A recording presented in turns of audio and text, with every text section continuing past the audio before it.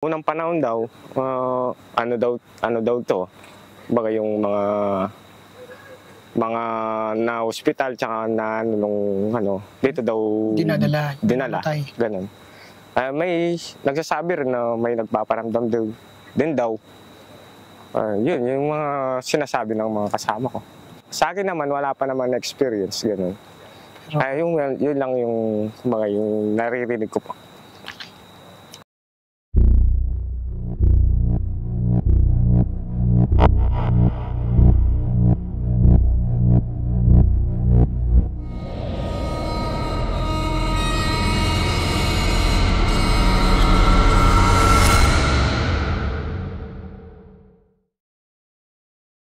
Magandang gabi po sa inyong lahat. Ito po muli si Ed Kaluwag. At gaya ng hinihintay po ninyo, ngayon po, gagawin po namin yung ghost hunting or yung spirit questing. At isa sa napili ko po ay ang Clark Abandoned Hospital. Pero sa ngayon po, ito ay under renovation, nasa aking gawing kanan. At ginagawa po ito bilang National Museum. Pero sa likuran ko po, ito pong mga establishment sa likuran ko, lahat pong ito ay dating morgue. So, ito rin po yung isa sa pinaka-creepy na lugar noong mga panahon na una akong pumunta dito. Kaya babalikan ko po itong morgue na to at aalamin kung yung dating pakiramdam nung panahon na pumunta ako rito, early 2000, ay ganun pa rin hanggang sa ngayon. So, samahan niyo po ako na maglibot. Pero this time, solo exploration ko po muna. And then mamaya po, meron po akong guest na isang skeptical na tao. At susubukan po natin na iparanas sa kanya ang mundong ginagalawan ng isang Ed Kaluwag. Sana po, kung ano man yung ma-experience niya, ay hindi niya makalimutan sa kanyang buhay. So, maraming salamat po. Good luck. So, ngayon po, papasukin ko na po itong isang morgue.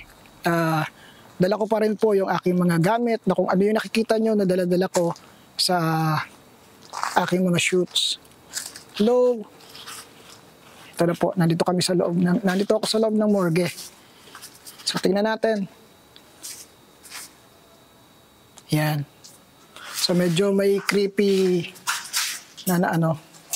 Mag-establish din ako ng temperature check sa bawat area. Yan. So, kanina sa labas, nasa 26 degrees po yung ano. Pero once na pumasok dito, nagbago na po automatic. So, ayan, 24 yung temperature. So, ibig sabihin, bumababa. Meron tayong spot dito. So, bumaba po yung temperature.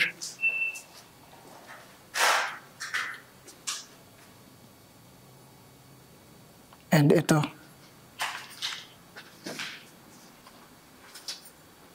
Ito.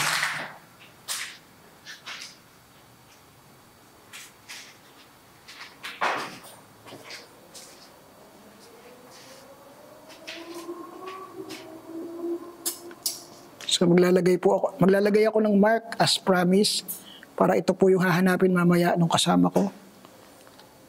Okay. So bakit ko to nilagyan? Kasi itong spot na to po ay kakaiba yung ano. Temperature check tayo. 16. So kanina 24. Ito sa spot na to 16. So mas bumaba. Ibig sabihin meron tayong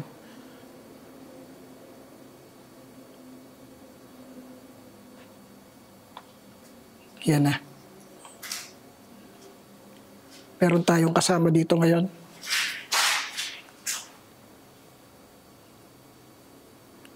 Hopefully, magpakita ka sa cam kahit papano. Kung gusto mong matulungan ka namin, willing kami na tulungan ka. So, isang spot pa lang po ito, isang area pa lang ng morgue. So, gamitan natin ang psychometry.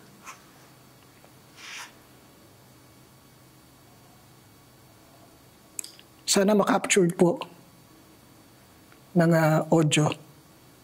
So for a minute, di mo na po ako magsasalita para allowed natin yung katahimikan para Malaman natin kung makaka-capture ng audio yung naririnig ko.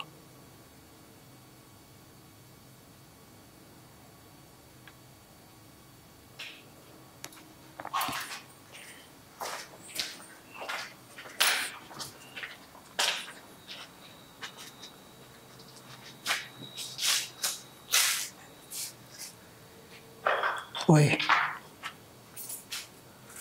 mas ano dito, gamit tayo ng EMF.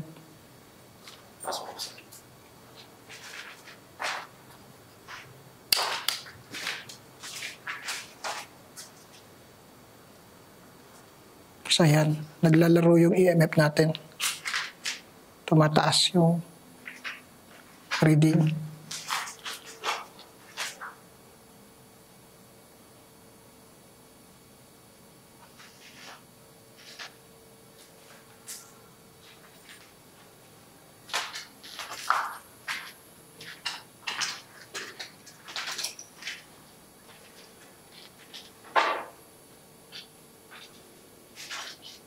Ito.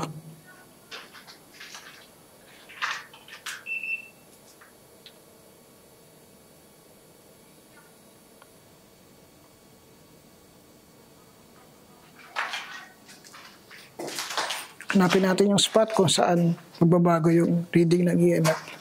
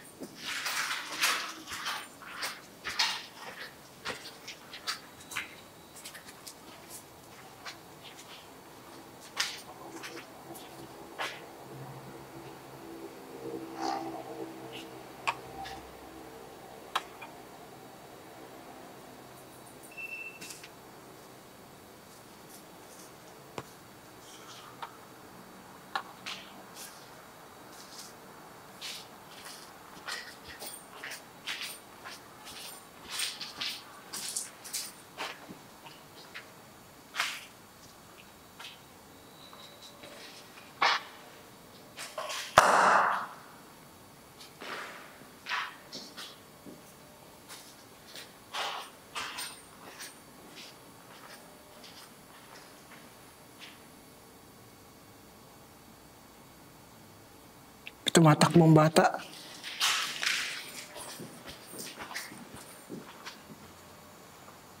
Try natin hanapin kung saan siya magpunta.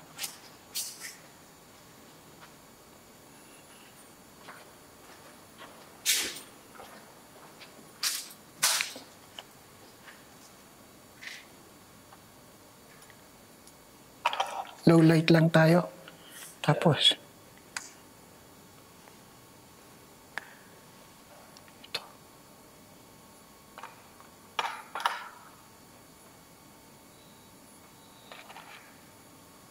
pababa ko itong EMF. Saglit.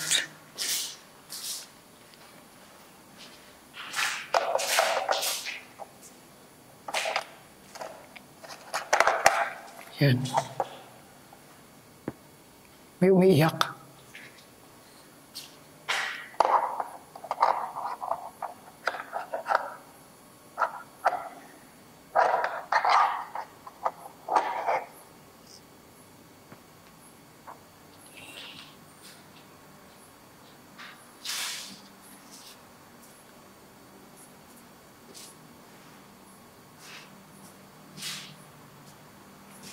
Bakit ka narito? Bakit nandito ka? Gamitin mo tong EMF ko para makipag-usap sa akin. Taga dito ka ba? Kung oo, pailawin mo yung pangalawang ilaw. Taga rito ka ba? O kaya sumagot ka sa audio ko. Taga rito ka ba?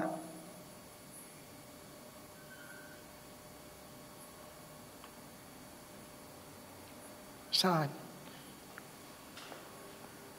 Si Mama. Si Mama. Hinahanap niya si Mama niya.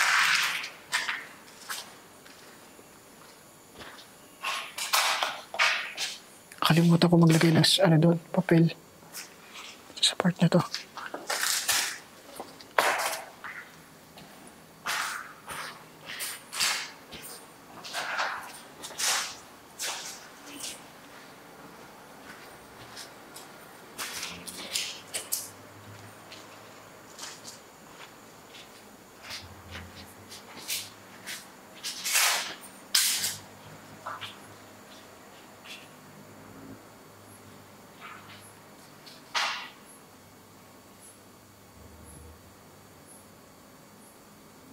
Ito.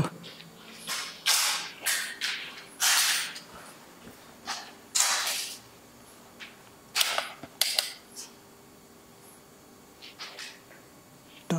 Yan o. Nagbabago yung reading dito. Okay.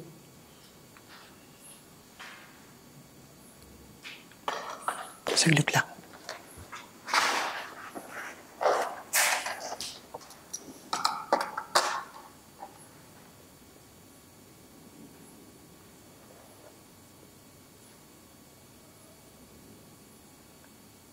Bakit ka narito? Anong ginagawa mo rito?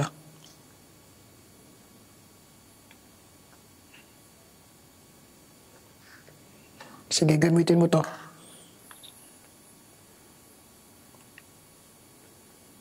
Kung gusto mong makipag-usap sa akin, gamitin mo yung gadgets na nasa harapan ko ngayon. Lapitan mo siya.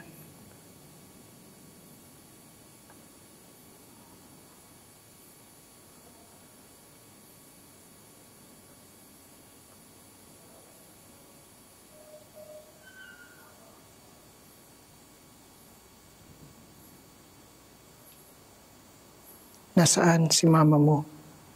Bakit dito mo siya hinahanap?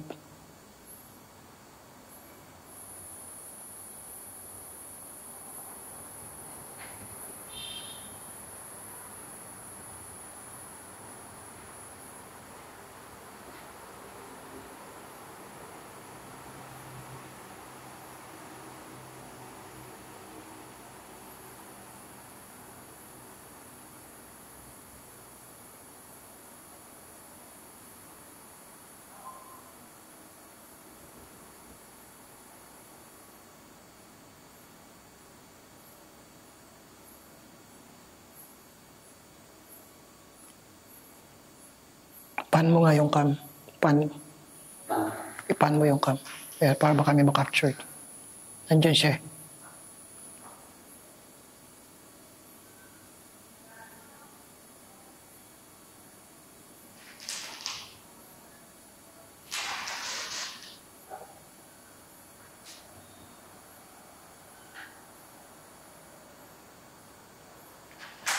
May batang lalaking takbo ng takbo eh. Kanina pa siya.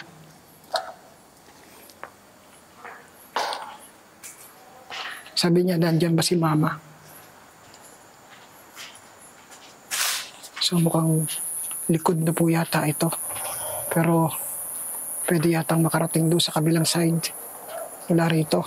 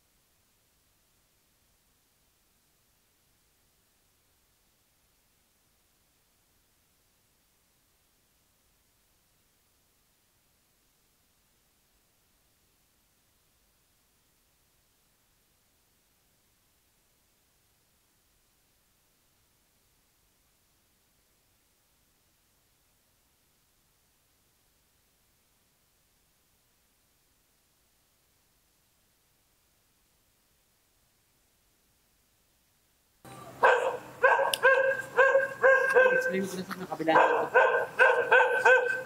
Ngayon, nandito naman ako sa pangalawang morgue.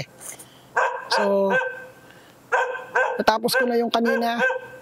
Narinig nyo naman siguro kung ano yung nakita ko doon. Dito hindi ko alam kung anong meron, pero susubukan natin alamin. Tara, samahan niyo ako.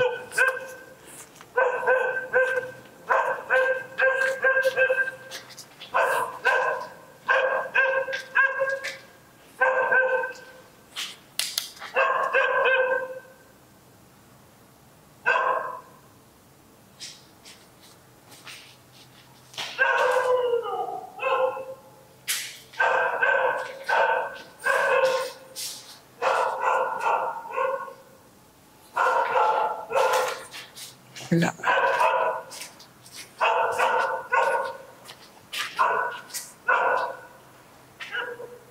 Ito.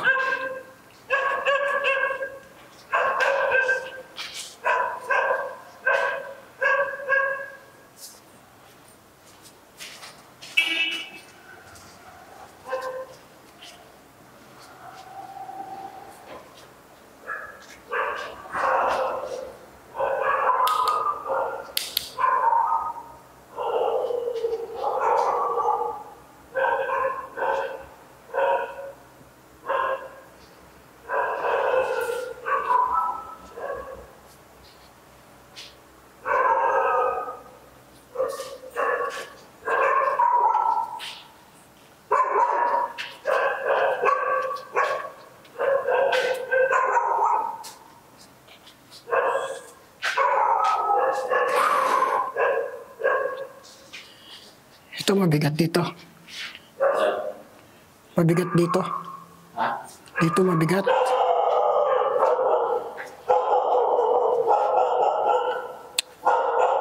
Pasensya na po kayo kasi may mga asong gala sa labas.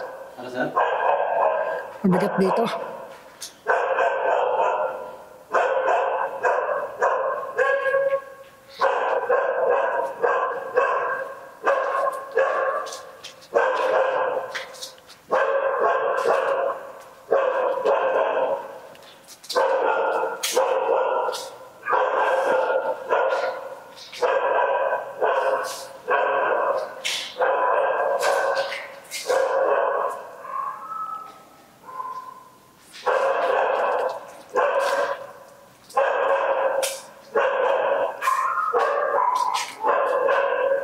Ang ingay ng aso.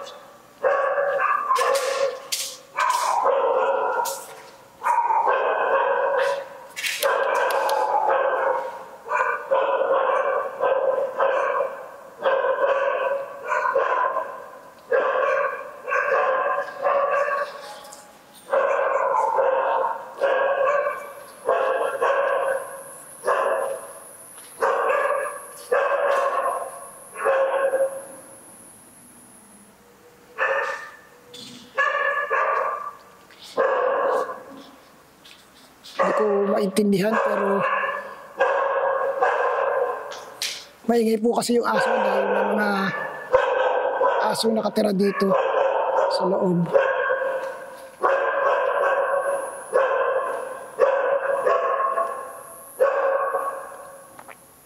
Labas muna tayo para tumahimik yung aso. Sige sir.